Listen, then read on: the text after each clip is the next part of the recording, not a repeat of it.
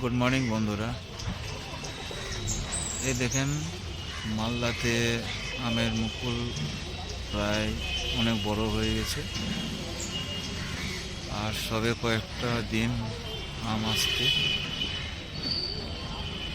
প্রতিটা গাছে প্রায় মোটামুটি মুকুল চলে এসছে। এটা গাছে প্রায় অনেক বড়ই মুকুল হয়ে গেছে, আর অনেক গাছে, বেশিরভাগ গাছে এখনো আসেনি। এই সেই মালদার আমের মুকুল, যারা আপনারা সবাই পরিচিত। পশ্চিমবঙ্গের আম মালদা জেলার বিখ্যাত। কি সুন্দর লাগছে না মুকুলগুলো দেখতে।